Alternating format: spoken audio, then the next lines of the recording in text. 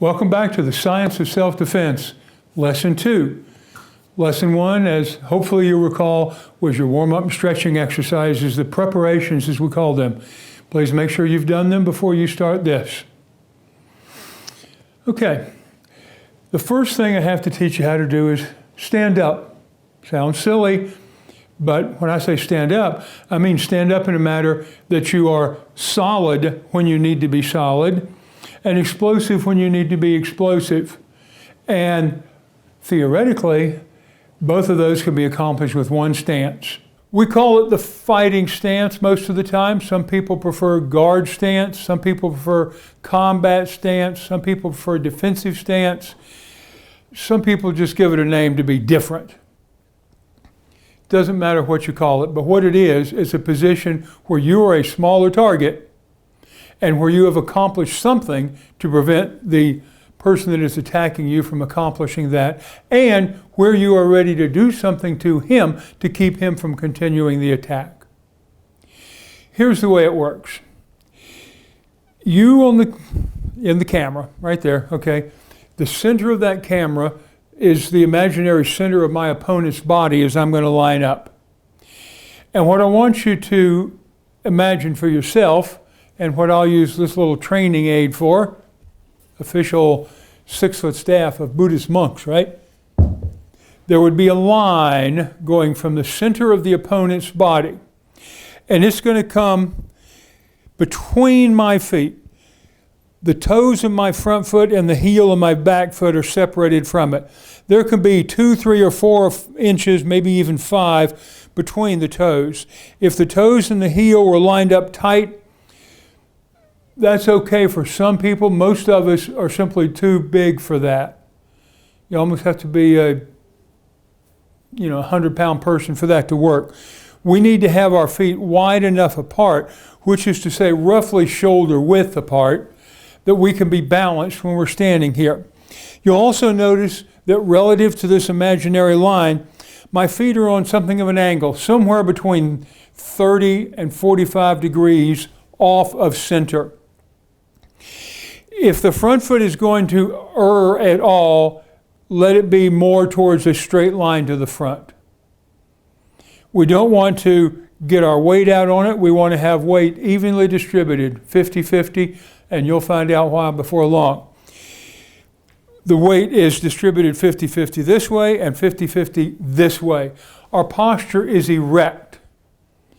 We're dealing with a lot of energy when we move our body against an opponent's body. Foot-pounds of force, it's called, okay? And you can literally tear yourself up if you move joints in the wrong manner. Just ask the professional or college or high school or Pee-wee League football players. If you don't line your joints upright when you're doing something, injury is on the way.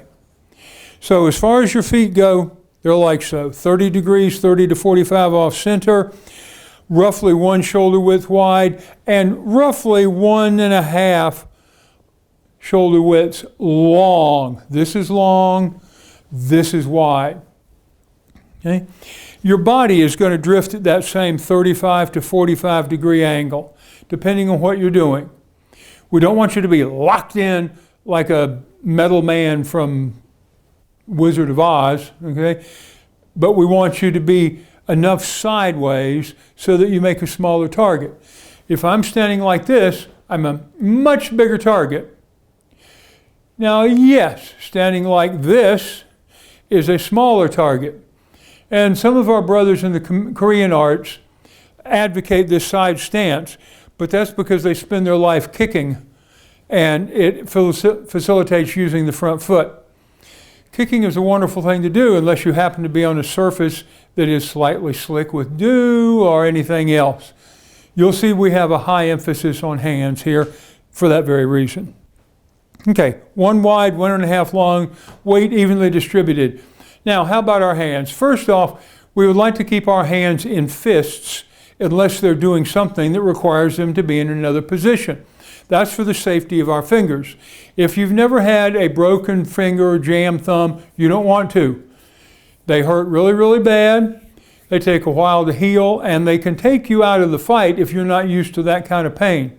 So let's keep them closed up. And we close them up by simply rolling the fingers, wrapping the thumb around it. When they're closed, the wrist should be straight. Now that's straight in two fashions. First off, from these two knuckles, index finger and middle finger, there should be a straight line coming up your body through your arm. It comes right up to the ulna, the wrist bone.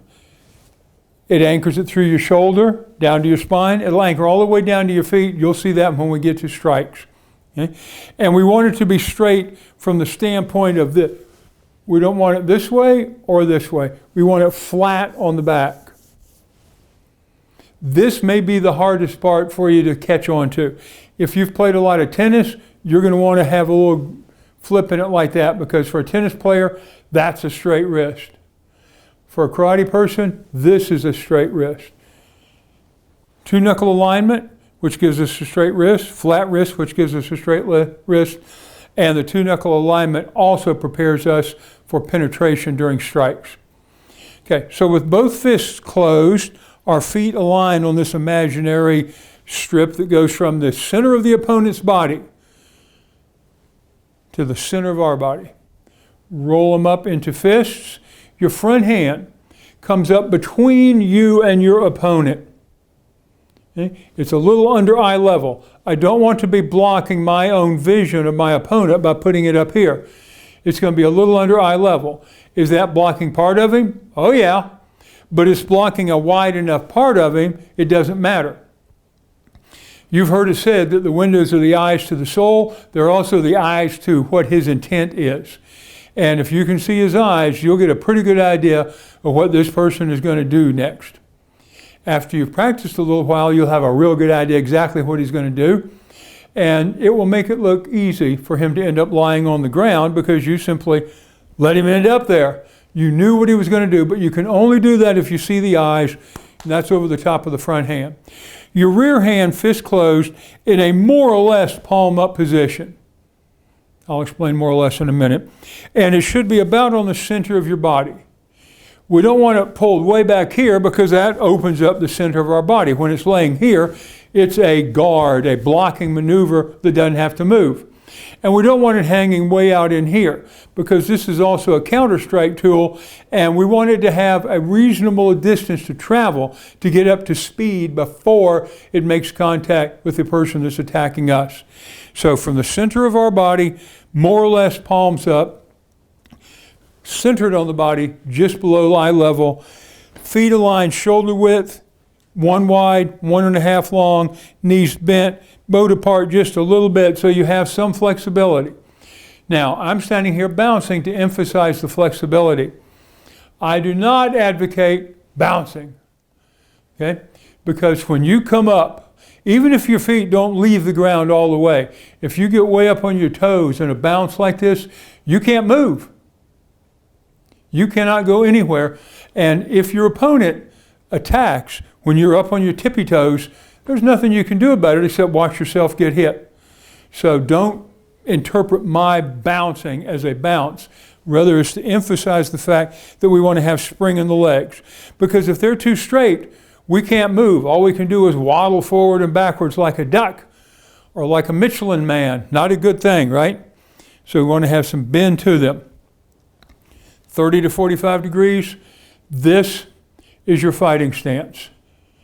Now you'll notice that my hand reflexively goes about almost vertical. And I told you that it will vary. What varies is what you've done in the previous years of your life. What muscles in your forearm and upper arm and shoulder, for that matter, have been developed and what have been less developed. What we want your hand to be in is in a relaxed position. If it will only rotate from here to here, try to be about the halfway point. Okay. Mine rotates inward a little bit easier than it does outward, so I tend to be in here somewhere as opposed to here. This is the classical karate position. Some will tell you it's so that the punch can twist. I can tell you it's because somebody thought it looked cool.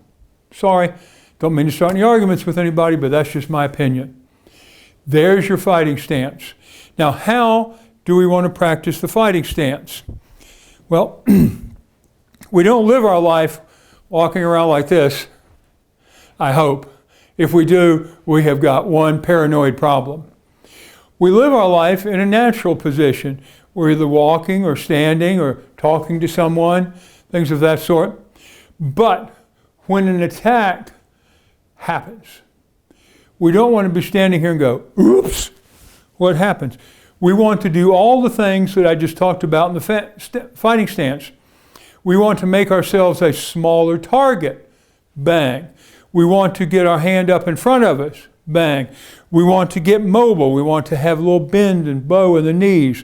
We want to have the foot alignment so that we can move in any direction quickly. We want to have our backhand in place so that it is naturally guarding the front of our body and so that it is ready to do something when the need arises. So we are going to practice stepping back into a fighting stance. Now, what I would like you to do with me right now is from just a natural stance, I want you to take your left foot, I'm working with my right foot, will be mirror image, and step back so that you have a good foot alignment. Don't worry about the hands for now. Let's do it again. Step back. Look at your feet. How's your alignment? It may be helpful if it's troubling you, take a nice wide piece of painter's tape and put it on the floor. Do not use duct tape and put it on your floor or you'll regret it. It'll be there forever. Painter's tape is cheap. You can buy it at any home improvement center. It's usually blue and it comes in different widths. Get one that's a couple inches wide, put it on the floor, but do pull it up between your practice sessions. You won't need but a couple sessions with it, and I'm confident you'll have this down. So once again, step back, fighting stance.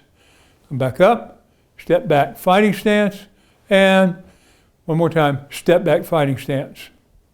Now, why are we stepping back instead of stepping forward? Well, if someone is attacking us, they're either striking at us or reaching out to grab us, and it doesn't matter which, because either way, they've got an arm and a hand coming our direction. We want to give ourselves extra time to do what we're going to do. Hence, we step back, because he's got to travel an extra 8 inches to 12 inches, maybe even more depending on your size, before he can grab you or strike you. So this buys you time. This is the key to the fighting stance. It steps back. Now, do we want to just step back and go, boing, fighting stance? Probably not. This fighting stance is more of a position we go through. It's not something we start with unless you're at a tournament where you have a ring and rules and a referee and all that kind of stuff, and someone that's of equal skill to you, usually roughly equal age, and experience level, all that. So you can start here and the referee says, Hajime, go, and away you go. It just kind of gives you equal footing. But on the street, if you get into a fighting stance, you just invited a fight. You don't want that to show up on a security camera somewhere because the judge and jury say, well, you put your hands up first. He thought you were attacking you, so he came over and decked you. We do not want that. But what we do want to do is, once he comes towards us with a grab or a strike, we want to be able to do something with that as we're striking back. And that first something we're going to do here in lesson 2 is called an inward block. Now, if I were just standing here and executed an inward block, it would look like this. You'll notice once again it's just below eye level. You'll notice it is moving from the outside part of my body towards the center of my body, hence the term inward block. If you're a student from another system, I do understand that some of you call this an outside block because it starts on the outside and works in. It's just a terminology difference. Inward block and outside block are the same block.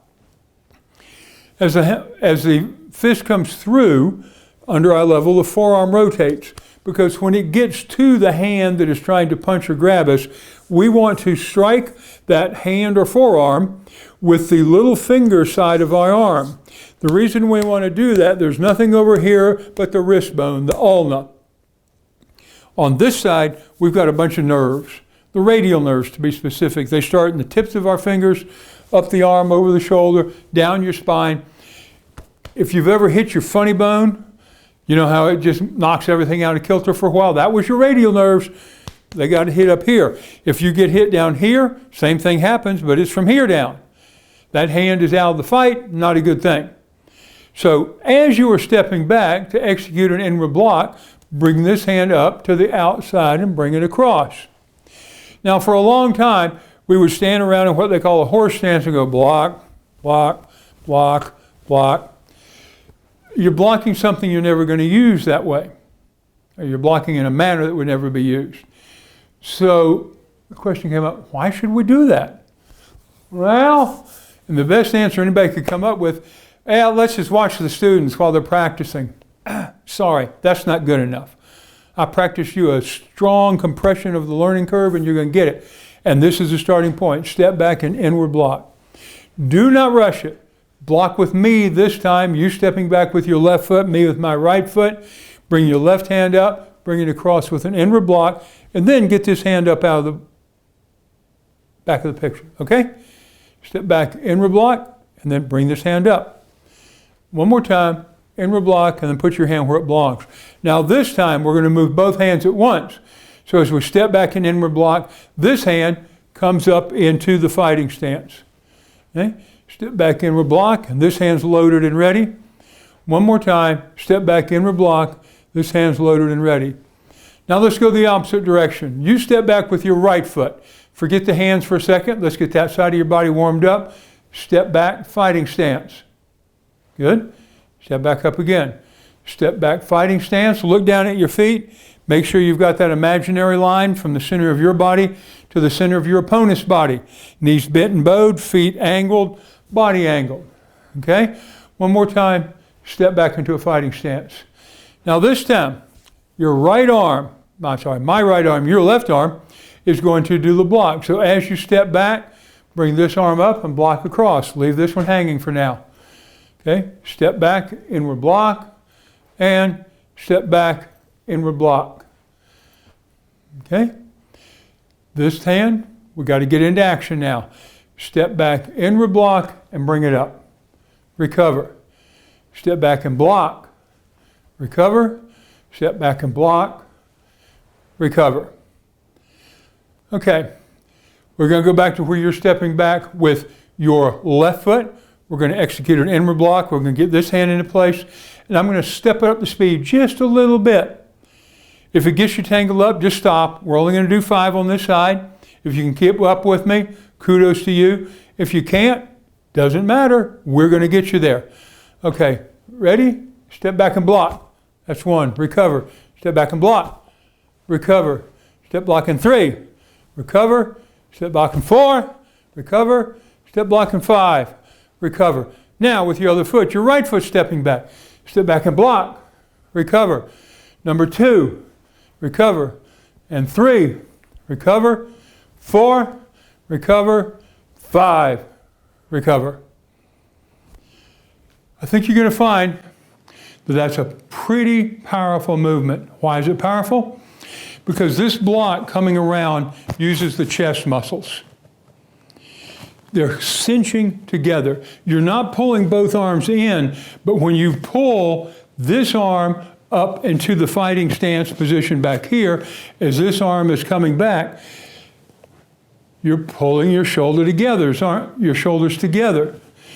It's like in the exercise gym, when you do the flies, okay?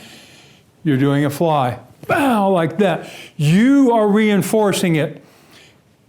A lever, if you're trying to pry up a stone with a long staff, you've got to have a fulcrum, or putting a stick under a rock doesn't do any good. But once you've got the fulcrum, and a nice long fulcrum, heavy rock, it's moved. The center of your body becomes the fulcrum that your chest muscles work against to give this block power in addition to that which comes from your shoulder and your bicep and your tricep. Okay, that's the inward block. And the third thing we're going to talk about today, I bet you guessed it, an outward block. Because if we've got an inward block, we have to have an outward block. Now, when would we use an outward block? When we use an inward block, let's address that first. Well, you're going to use an inward block if your hand's out here, because it's a natural thing to do when you step back, isn't it? And you don't know if you're walking down the street and all of a sudden, whoa, here comes a problem, and you step back, your hands are usually here. You're not usually walking like this. So the hand will whip across real good for an inward block. But there are times when your hand isn't there.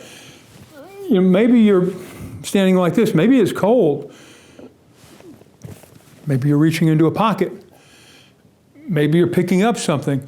The hand that you're going to block with is on the other side of your body. You don't want to have to double the travel distance by going, uh-oh, here we go, inward block. Won't do you any good at all, will it? But what we can do is come straight from here. The step back is the same. Nothing changes with the stance. What changes is this hand goes from here diagonally up across the front of your body in this path. Now, what we call the outward block, some people call it an extended outward block because there is also a close outward block. It is the same block that some of y'all may have seen, or the same motion, and called it an upward block. And it is, it's just the angle has changed. Now you notice that this motion works to all different heights. It is really a one block fits all if your hand's on this side of your body when you need it. It's a very valuable block for that reason, and it's a very powerful block.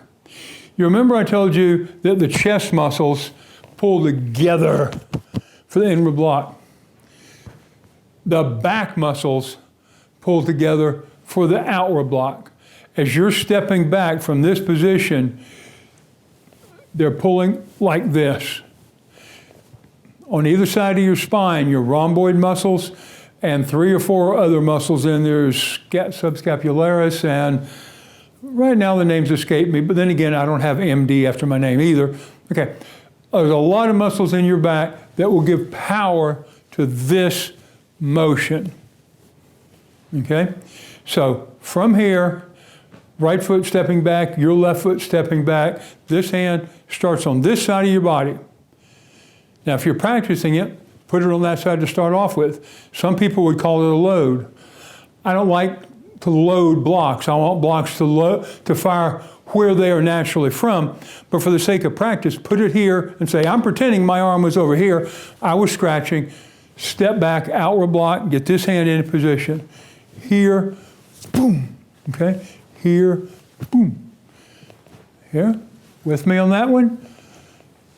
It flows pretty easily, doesn't it? Roughly a 45-degree angle. The motion is sort of as if you had a knife in your hand in a stabbing position and you were reaching up and stabbing at the ceiling. You don't have to roll it to a full vertical position. But if someone were holding a piece of plywood up at an angle like this for you, if this were a piece of plywood, your hand would come up and stab right into that plywood just like that. Okay? Outward block. Okay, now with your left foot, let's do a few together and we'll step it up. Okay, ready? Step back, outward block, recover. Number 2, recover. Number 3, recover. Number 4, recover. And number 5, recover. Other foot. Slow and easy the first time. Your right foot back, left outward block. Check your positions. Got them all? Good. Recover. Step back, outward block. Bend, balance, eye on the target, not blocking your own vision, this covering the front of your body. Recover. Okay, now we'll start picking it up a little bit. Okay, step back 1 time. And again, 2 times. And again, 3 times. And again, 4 times. And again, 5 times, and again. Okay, today we've talked about the fighting stance. We've talked about how to get into it, stepping back. We talked about stepping back with the inward block, all of the checkoff points on it, and we talked about stepping back with the outward block and all of its checkoff points. Now, what do you do with that information? You practice it. During the introduction, you heard me say, practice doesn't make perfect. Perfect practice makes perfect. Remember the mirror you're supposed to have, or get in front of it. Set up your whatever device you're watching this on, rewatch it and practice it as you go through it. Perfectly legitimate. Now, it also helps if you write down notes. It's part of the learning process. If you want to write them out longhand when you're in the middle of the lesson, that's fine. And then convert them into your computer, typewriter. Well, you use a typewriter if you got one. Now, down in my training room, I've got 4 notebooks. They're the 1.5 inches thick, I believe. And each one of them is full of computerized notes on every little thing to do, from starting right here on how to do each stance, each block, each strike, each combination of techniques, each self-defense technique, each form or kata, all the way through all of the systems that I've worked in. That helps embed it in your mind. Remember, the learning process is based on repetition. When you do a movement one time, if you do it correctly, there's a little chemical pathway formed on your brain, on the synapses of the brain. And after you do that movement exactly correctly 350 times, some people say 300, some 350, it has imprinted, it has recoated that pathway on your brain. The first time you practiced an inward block, it was probably something like that. After 350 times, it's going to be bang, and you're there. You don't even have to think about it. It's there. It's there because you saw something reaching for you and you blocked it. Or if it was an outward block, something reaching forward and you blocked it.